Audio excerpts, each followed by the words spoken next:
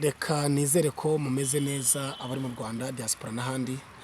Uyu munsi uyu ni umunsi wa kabiri n'inshuro ya kabiri twakiye ku ijwi ry'amahoro Prophète Rudomoro.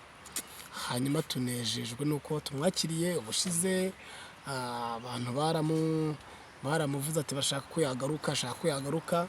Navuze ati kubera ko uyu mwaka ni akazi kenshi kandi gakomeye, ntaza ati ngomba kumushaka nkongera kumugarura ku ijwi ry'amahoro ndetse no kuri Essential TV. Rero wowe udukomeje kudukurikiranya waba uri mu Rwanda uri mu diaspora n'ahandi hose, Imana ishimwe. nagira ngo uze gukora subscribe kandi ukomeze gukurikirana ibiganiro byacu n'abisharinga. Imana igumugisha. Hanyuma umukozi w'Imana mumeze mute? Tumeze neza, Murashima Imana? turi gushima Imana. Ariko ngo muri iyi minsi ibintu ngo bikomeje kugorana. Ibintu byagoranye cyane. Ngabahanuzi ngo barimo kubamo kuvuga ibyitababwiye ngabandi cyane. kubera iki cyizere cyabuze mu abantu kuki batari cyizera abahanuzi. Abantu bafashe Imana bayihindura Imana y'inyembaraga nkeya, bimika Satani muri bo.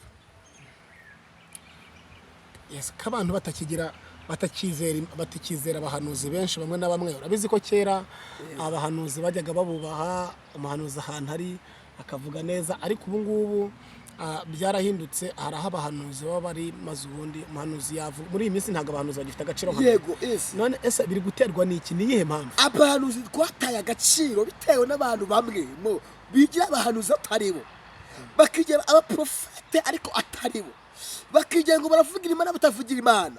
Mbabajwe n'abantu bafata iby'Imana bakabihinahina, bakigira abahanuzi kandi atari abahanuzi b'Imana. Rero icyo imvugo y'Imana, ubuhanuzi bw'Imana bwatawe agaciro mu gihugu cy'u Rwanda, bwatawe agaciro.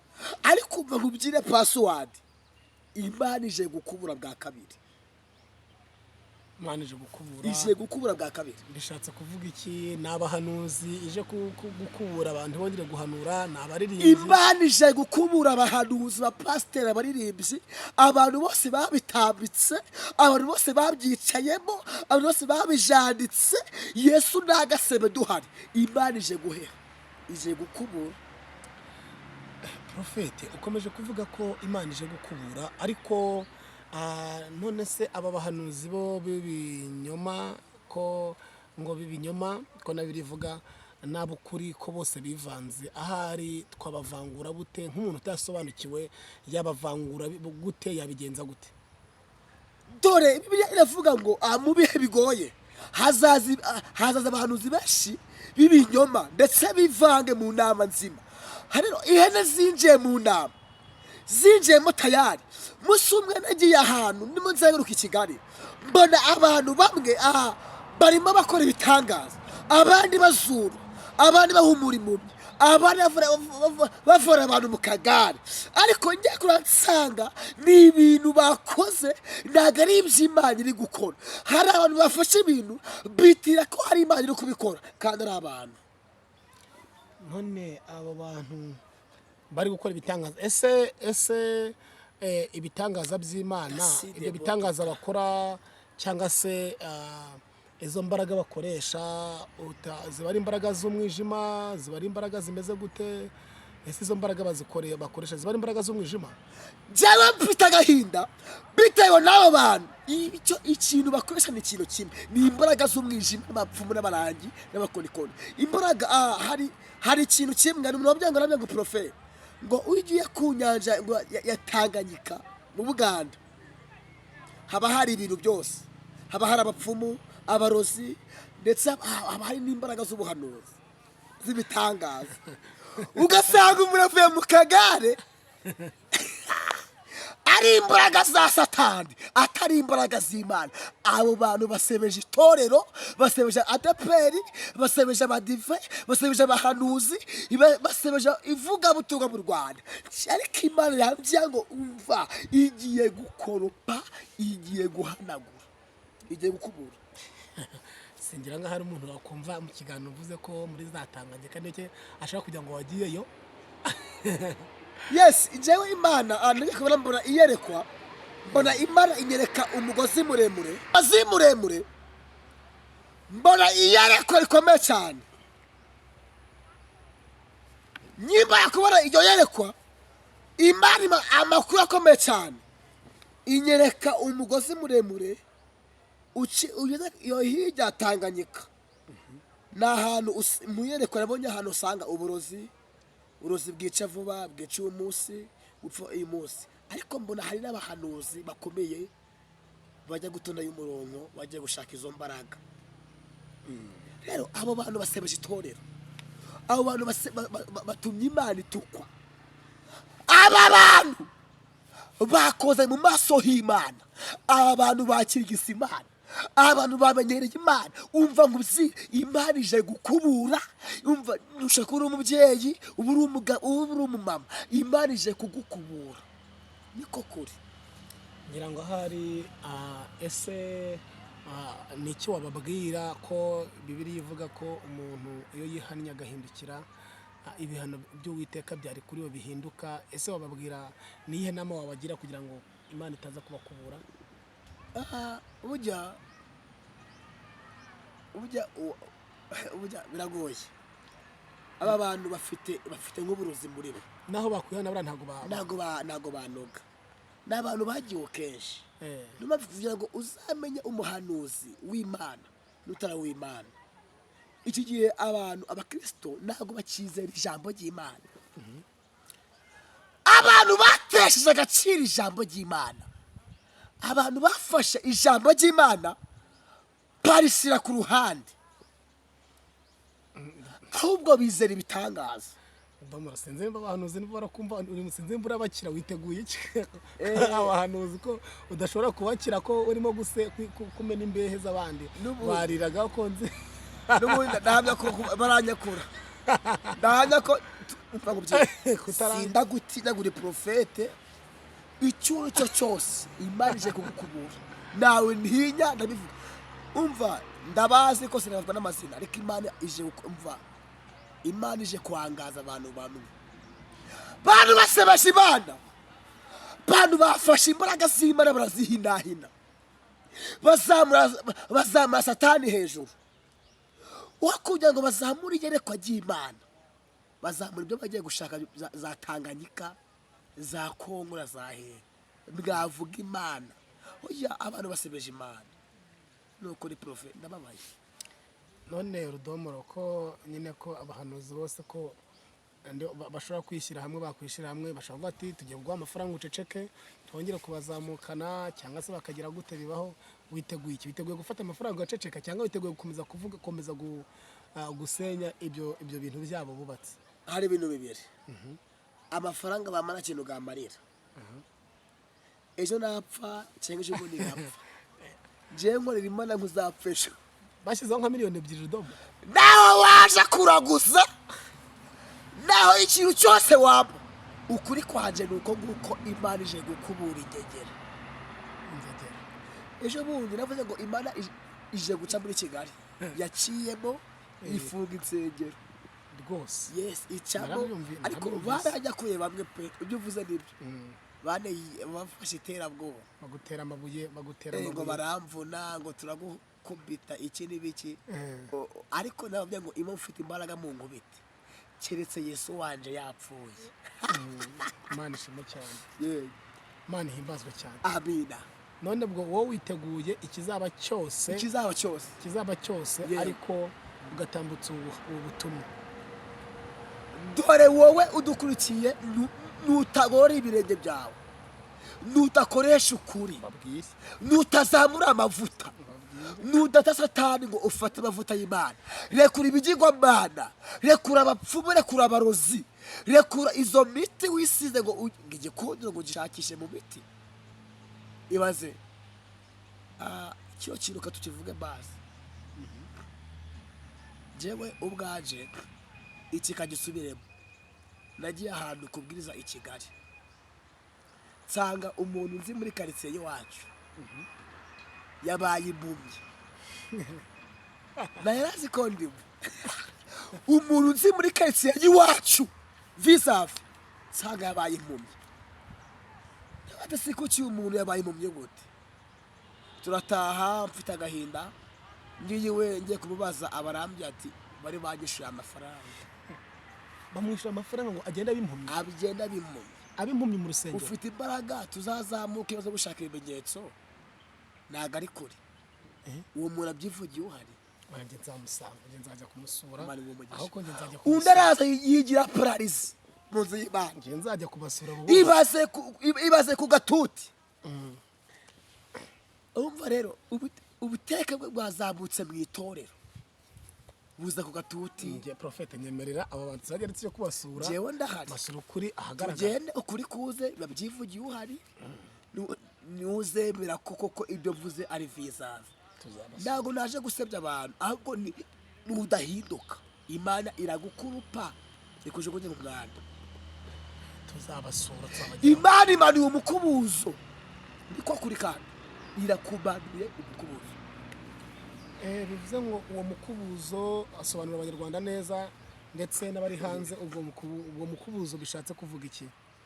bishatse kuvuga ko igiye gukubura abahanuzi bose abaririmba ni abahe bantu igiye gukubura muri make? Imana ije guhera ku baprofeti ije kubakubura inagwe mu bishingwe. Yes, ibyo ngibyo byose ngo mwishirikane ibyo byose muzi ngo bibahesheje amahoro. mwagiye gushaka mu bapfumu, mwagiye gushaka mu barozi, ije irahera ku bapfumu, ihere kuri wowe, ihere ku bapasiteri, ihere ku baririmbyi, ihere ku bahanuzi. umva kamureke mabyeyi ntabwo Imana igifitiye imbabazi n'abantu. abantu barayimenyereye, abantu bamenyereye Imana ku rwego utakeka Prophet. abantu bafashe Imana ibikorwa yakoze barabihinyura bizamura icyubahiro cyabo. ibaze umuntu wese ngo ashaka ngo yigire umunyacyubahiro kandi ntacyo afite. icyubahiro ni icy'Imana. urinde wowe ufata icyubahiro cy'Imana ukagihirika. Imana imanuye umukubuzo, fasha Imana itagukuburamo.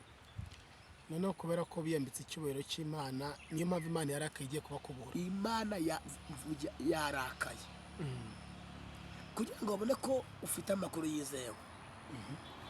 hari agace kamwe uzafata k'uwo muntu ari muri urwo rusengero ariko kuva karimbo nawe umufate ubihuze rwose. abantu bazaseka ahubwo bazavuga ati twarinjiriwe, twinjiwe n'abadayimoni. ariko mufashe bakristo bene data bavandimwe bana bakurikiye Imana yanjye mureke mbabyeyi ijwi ry'amahoro Yesu yanca bantu b'Imana. oya mufate ijambo ry'Imana, mureke twere imbuto zikuriye abihanye, mureke dusengeshe umwuka iteka. ariko abantu banabye ku Mana, abantu bakiranutse, abantu bizeye Imana, abantu batiyanduje, Imana yabatabaye.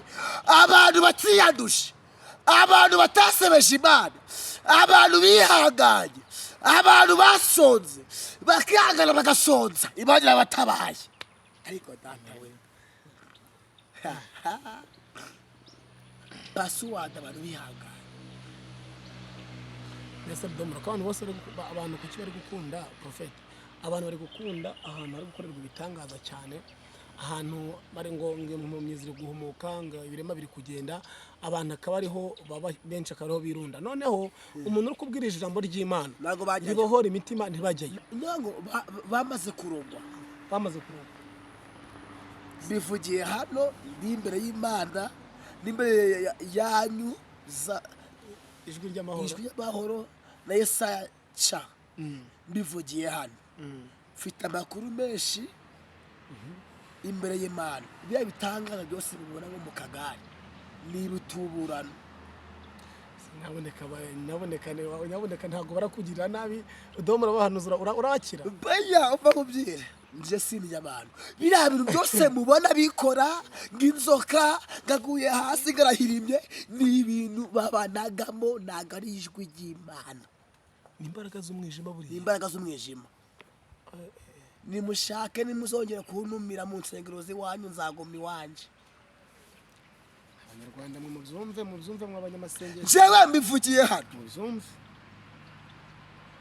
mfite n'amakuru menshi kuri kuzuye kuzuye. nge abo bantu nzaza tugende tujye kubageraho, Nibyo byiza. tubasure tubagereho, yego nta kibazo. nge nzabageraho, nimara kubageraho tuvugane tuganire nibyo byiza. rwose. hanyuma se none ko uyu munsi kandi niki abanyarwanda ukomeje kubaburira no kubabwiza ukuri, bari mu Rwanda bari hanze, basi ko cyari abohereza amafaranga bavuga ngo turashaka kugira ngo mbere yuko wadusengera cyangwa se mbere yuko bahanurirwa, ku cyari amabanza kwishyura amafaranga, kabanza kwishyura amafaranga bati ngo kugira ngo ngusengere ngo uranyishyura amafaranga aya n'aya n'aya. uwo muntu akumva ngo byo kino kintu, hari abakozi ba Satani n'ab'Imana. nyine we ni ibiguzi. ijambo ry'Imana ari ikiguzi. bivuze ngo umuntu wese uhaye amafaranga ngo umusengere, uwo muntu ni umukozi wa Satani. yego donc katuvuge mwazana iminsi waranguriye ubikuye ku mutima, iryo ni ijwi ry'Imana. Nukurikiye ijwi ry'amahoro, ijwi ry'amahoro TV, na Yesaya nshya. umuntu avuze ngo numvisha Imana, reka nguhe ka cyayi, ni Imana imukoreyemo. avuze ngo agoreze fanta, yego, ariko abakigiye miliyoni ziwawe, abo ngabo ni Satani bakoreramo, ntabwo ari umwuka w'Imana. maze iminsi nsega bazi Imana amakuru, Imana irambwira ngo mwana wanje, abantu bakabise kuba benshi, bamanure mu kagezi. bivuze iki rero? hari abantu bihamagaye batahamagawe n'Imana. hari abantu bagiye baza gushaka ibintu byinshi kugira ngo bemeze abantu ngo barasenga badasenga. niyo mpamvu ibihe turimo by'ibibazo biri guterwa n'abo bantu bigira ngo barasenga badasenga. njyewe amarira yaje irambya ngo hari abantu batonze umurongo, ariko Imana ibareba igasanga ntabwo bahari, ariko Imana ije kubakubura. amen. rero Imana ishimwe cyane. twatangiye rwose ibintu bimeze neza. hanyuma reka dutangire ikiganiro cyacu, twanagitangiye. sengera abantu bose badukurikiranye, maze dutangire ikiganiro cyacu, dutange mesaje zihereze abantu bose muri rusange mu ijambo ry'Imana. Mana, mu izina rya Yesu, urakoze kuri Imana yacu. Imana igira neza, uri ibyiringiro byacu, uri isamba itarumba, uri inkomezi. ibi bihe bigoye, fasha abanyarwanda, fasha abari hanze. urakoze kuri Imana yacu, fasha ababyeyi, abagabo n'abasore n'abakobwa, uduhumure amaso, uduhe kureba. mu izina rya Yesu Kristo w'i Nazareti, uri Imana irema, uri Imana ikiza, uri Imana yomora. ndabagana imbaraga zose z'umwijima. erabatotoside boto tarabaraside boto tasika. uri Imana yacu, uri ibyiringiro byacu, uri isamba itarumba. ubwo uje gukubura, reka uzaturinde umweyo wawe, uzaduha agakiza kazima mu izina rya Yesu. amen. hanyuma wakongera wibwira abantu noneho maze tugatangirana. Imana ibaha umugisha, Imana ibagirire neza. amazina ni Profete Rudomo rw'Imana. Imana ibaha umugisha. iyo ni mesaje kwa turi dutanga, cyo kuganira ku jambo rivuga ngo ese gushaka Imana ni iki? ese ni iyihe nyungu ubona? ese agakiza ni iki? ese gusenga ni iki? ariko ndahamya ko hari ibintu byinshi Imana izuye ku buzima bwawe, ndetse ari nayo Imana iguteretse, ari nayo Imana igukuye, Imana iguha umugisha. amen. komeza noneho. Imana ibaha umugisha, Imana ibagire neza. tugiye gusoma ijambo ry'Imana riri muri Yesaya 55, turahera ku murongo wa 6. dusabe Profesa dufashe. reka tuze kuhasoma haranditse ngo Yesaya 55 umurongo wa gatandatu umurongo wa 6 haravuga ngo nimushaka Uwiteka nimushaka Uwiteka kabonwa yego bigishoboka kabonwa yego nimumwambaze akiri bugufi yego aho ni 7 karindwi akavuga ngo umunyabyaha nareke ingeso ze ukiranirwa areke ibyo yibwira agarukira Uwiteka nawe aramugirira ibambe agarukira Imana yacu kuko izamubabarira rwose pe yego ijambo ryose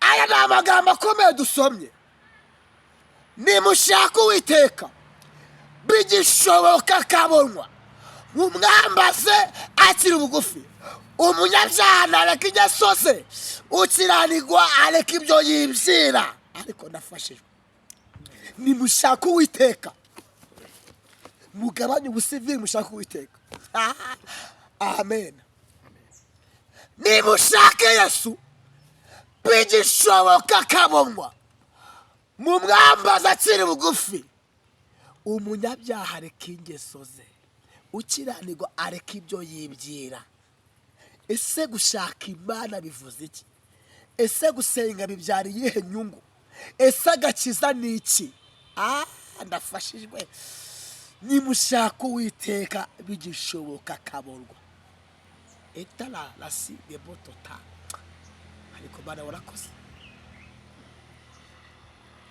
aya ni amagambo Yesaya yanditse yari amagambo akomeye cyane Yesaya yavuze umva ngo bye kino kintu iyo ushatse Imana ukiranutse uri ntungane nta kintu Imana itaguha impamvu watinze mu kibazo washatse Imana ariko ugira akantu gatoya udakemuraho ariko umva password nawe wasanze uzamwara nawe washatse Imana uzaseba nawe wavuganye n'Imana ukorwa n'isoni kuko uyu munsi yakubwira ngo shaka Imana ibintu byose bizikora shaka Imana byose bizikora iyo ushatse Imana ukaba hafi y'Imana Imana iraza ikakomora iraza ikagutabara iraza ikakugota iraza ikakugira neza password ni ugukiranuka no gusenga password ni ugukiranuka no gusenga zamura amavuta haleluya password ni ugusenga password ni ugukizwa dushaka Uwiteka nta kindi kirukana abadayimoni ni ugusenga no kwiriza ubusa nta kindi gusenga ubwo umuntu adasenze ntabwo atirije ubusa ntabwo abadayimoni bagenda wapi hari abantu b'imitsinda batazi no kwiyiriza none se abantu babwira abandi ngo nibabasengere ati bakabafatira ibihe aba bantu bo ubavugaho iki mureke babyere imba mfashe ibihe nawe fata ibihe basi wiyirize babagira inama rero bagira inama umva ukuntu ijambo rivuga mu ngoma za kabiri haba ngo nindamuka nkiza ijuru imvura ntigwe haba ngo ninoheza mugiga mu bantu banje maze abantu baje bitiwe izina ry'Imana bibicisha bugufi bagasenga kugira ngo dukire zino ntambara icyorezo ni ugusenga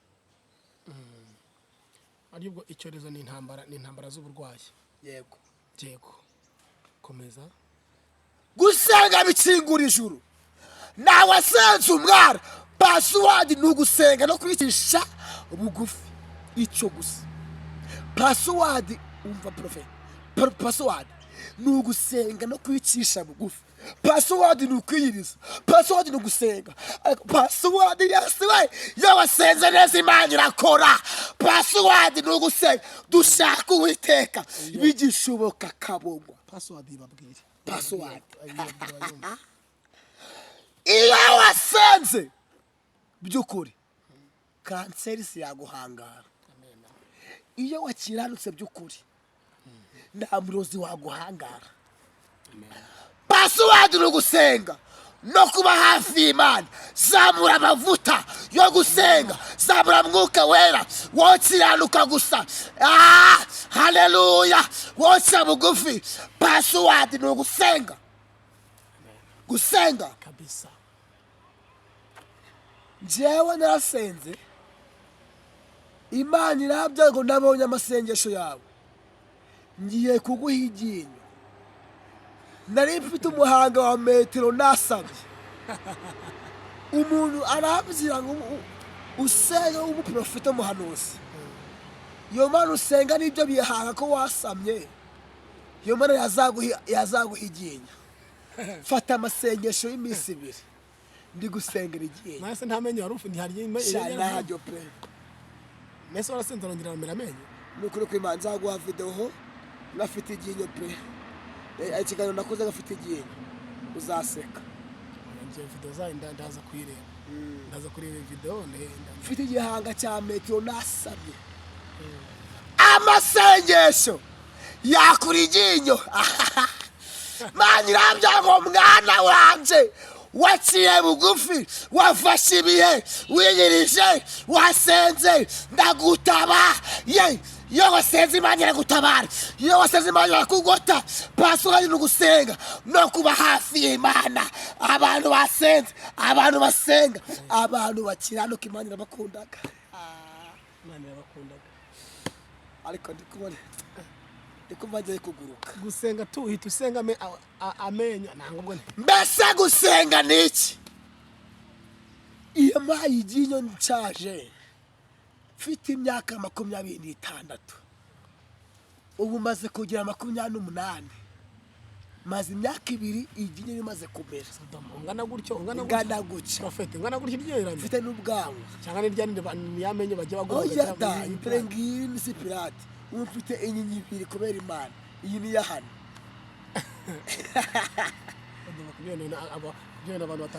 N'amasengesho nari nshaje.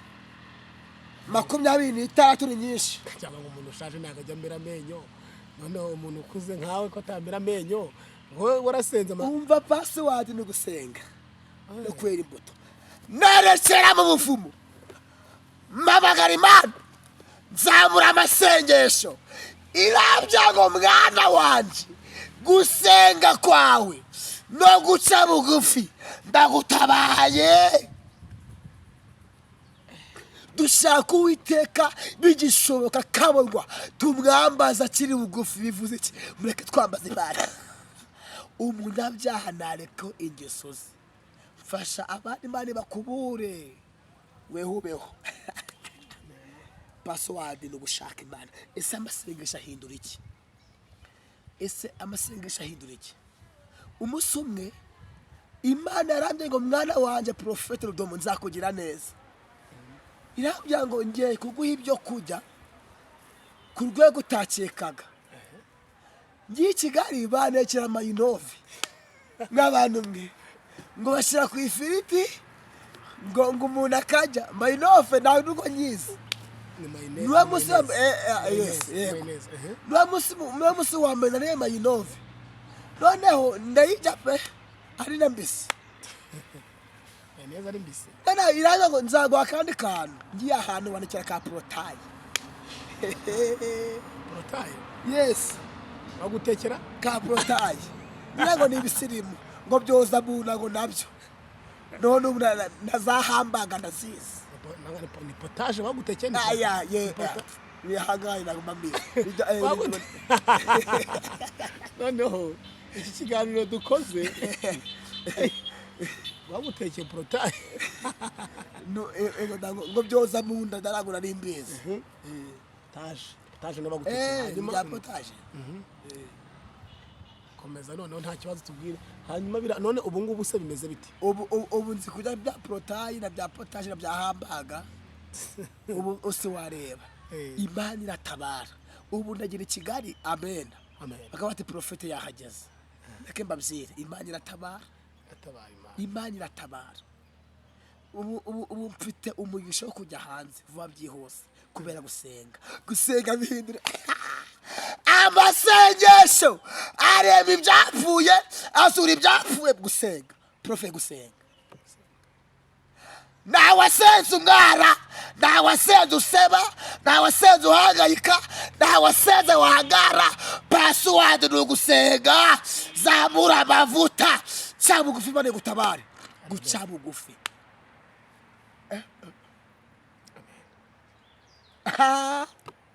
ndafashijwe guca bugufi Imana ishimwe cyane pasiwadi ni amasengesho dushaka uwiteka hari abantu benshi bavuga ko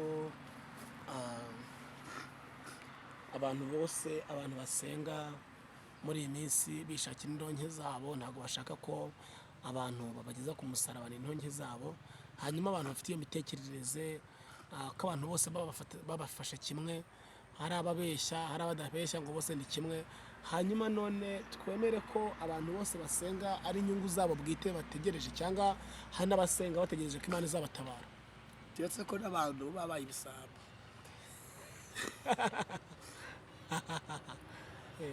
dore nk'ubu kuba katuvuga mu rugero hano Imana irimo itambutsa ubutumwa bukomeye cyane kubesha aya mateka kabiri umaze iminsi urimo ufungura kugira ngo abantu bakurikire ivugabutumwa ndetse bagera aho bava n'aho bagera kandi koko ni umugisha ukomeje kugira ngo ni umugisha udasanzwe Imana iri gutanga ku bantu b'Imana ariko ubu sahingiye nibyo pe ariko kugira ngo muzavuga ati basi nanje ubwanje kugira ngo nzamure igicano bisaba iki ariko abantu bakunda ijwi ry'amahoro TV ugomba gukora subscribe kugira ngo izamure ijwi iyi televiziyo biragoye ariko ubu haje intara zambaye ubusa hano bazi kubikirana paka cyane kazamuka babyumvise neza abamba bose barabakurikirana cyane zabo zikazamuka ariko bavuga ijambo ry'Imana ntago ibaze ukuntu batesheje agaciro ijambo ry'Imana ngo bivuze ngo niba n'umuntu warebaga ibintu bidakwiriye nareba ijambo ry'Imana areba ijwi ry'amahoro TV na Esansha TV arahasanga ijambo ibaze ibintu bitarakubaka ngo kureba ngo imibiri ngo kureba amatako y'umuntu ariko ijambo ry'Imana ukarijugunya ukaricikira mumfashe ni ukuri tuzamana ijambo ry'Imana kugira ngo bigende neza hanyuma dusoza ikiganiro ni iyihe message wahereza abantu bose muri rusange kugira ngo nibure imbabazi z'Imana ziracyariho niye message wabahereza ubabwira ngo mugaruke mu mwanya mugaruke mu murongo niye message wabahereza message nani ayindi Imana ije gukubura uvuze ngo ariko ije gukubura ariko hari abantu Imana yashimye ije gukubita no guhana ariko ije no komora abantu basenze ije guhemba ije guhana imbuzi ko wakoze neza Imana iragutabaye Imana ikugiriye neza akira agaciro n'ijambo Imana iguhaye wowe ariko umva paswa umva nido nibya imba warakoze neza ndagoba kandi ikindi bikomeye cyane yere ko mfite nimurekeho muri mwese mukagera dusengera igihugu cyacu kugira ngo aba bahanuzi nibure bari mu gihugu bose bahanura ibintu bigize ibintu bizima dusengera igihugu cyacu iyereko mfite rikomeye cyane harimo message ini muri amagambo mvuze dusengera igihugu cyacu abanyarwanda igihugu cyacu nibure vana abantu murungabangabo bafata ibihe kubera ko bafata ibihe fata ibihe by'iminsi ibiri wahuri waba uri hanze waba uri mu gihugu mu ndani fata ibihe usenge basobanure neza abanyarwanda bose barumva bafata ibihe basenge ese bafata ibihe byo ko bagomba gusenga kugira ngo abanyamasengesho bagaruke mu murongo, abashumba bagaruke mu murongo, abaririmbyi bongere bakorera Imana bagaruke mu murongo. Ese bafata ibihe by'iki, basengera iki? igihugu kidafite bamenya, kidafite abahanuzi kiba gifite ikibazo. Mu yandi magambo noneho ni ugufata ibihe kugira ngo Imana dufate ibihe, Imana irobanure abahanuzi b'ukuri n'ab'ibinyoma. dufate ibihe kugira ngo tube turiho, tuzamure amasengesho kugira ngo tube bazima, dusengere abana bacu, imiryango yacu, abagabo bacu, ndetse n'igihugu cyacu. Imana ishimwe. Ubwo aho umuhanuzi ari hose urareba iki kiganiro, amenye ngo umuhanuzi n'utari umuhanuzi afate ibihe, afata ibihe waba winywera inzoga ufate ibihe, usenga. bose ni ugufata ibihe agasenga Imana. Hari ikintu, kuko hari ikintu nzi kigiye kuba, kandi ni ugusenga. Kigiye kuba kimeze gute?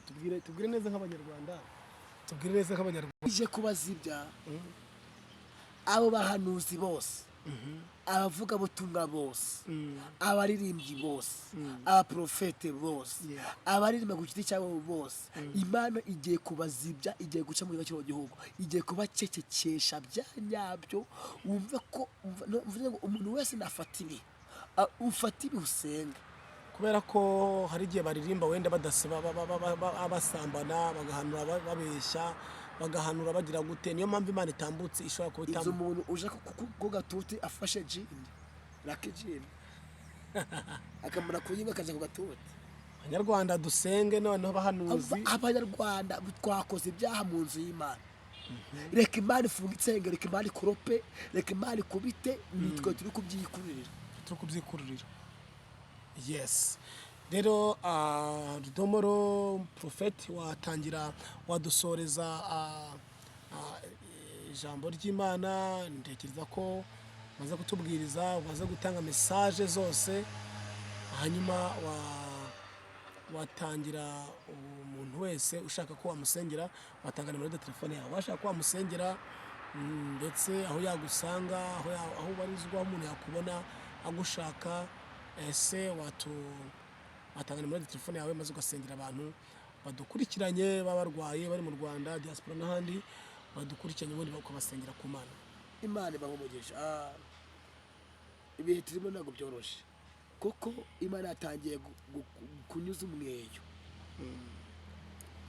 ubwo bazansanga kuri Zimikoro, uza gusanga ku Ijwi ry'Amahoro TV na Essence TV.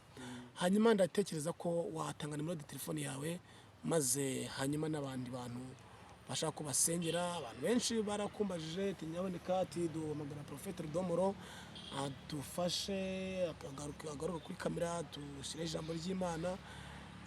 Nzongera ngutumire, ndongera kugutumira muzatwitabe. yego.